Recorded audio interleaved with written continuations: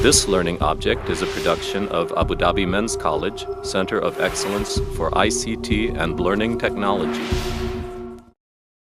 Hello, today I'm going to talk about the urinary dipstick test.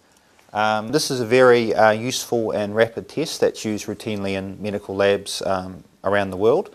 Basically, the test consists of a series of strips, special paper that's been impregnated with various chemicals that will react with other chemicals in urine to tell us about certain diseases such as diabetes, if the person's got an infection, and if the pH of the urine is abnormal, and other things. I'm going to demonstrate the dipstick test on a couple of urine samples that I have here. We already know what to expect in the urine samples, so test results should be a given, providing the strips are working okay. Of course, the strips being chemically based, they have a storage life, and it's important that we don't use them past the expiration date.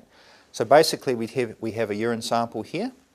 We insert the strip into the urine sample, making sure that it's thoroughly immersed and that all the squares are wet so that the chemical will react.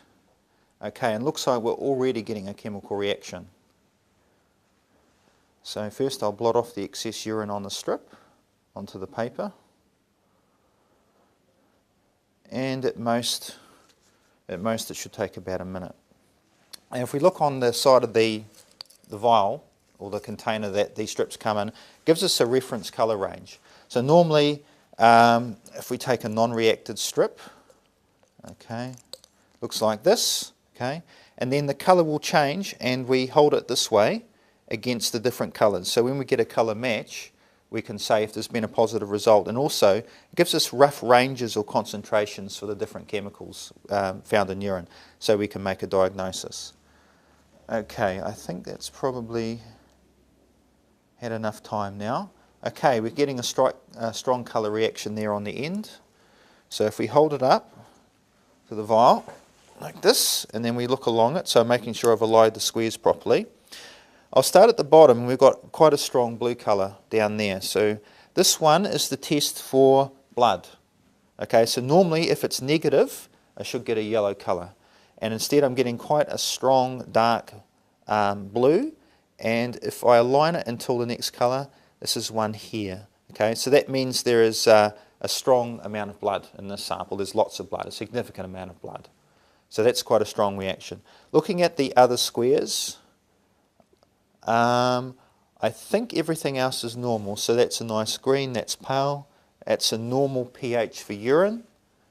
Glucose is normal, ketones are normal, and we have other tests, urobilinogen and bilirubin, which are used for liver function, and we have leukocytes are normal. So in this case, this person has some bleeding into the urine, but they don't seem to have infection or diabetes, and you might do some more tests on them to see where the bleeding is coming from, but it just gives an initial indication. Sometimes we bleed a little bit in our urine if we've been exercising very hard, maybe run on a marathon or something like that, and that's not unusual. But if there's a very large amount of blood, then we've got cause for concern and we'll do further tests.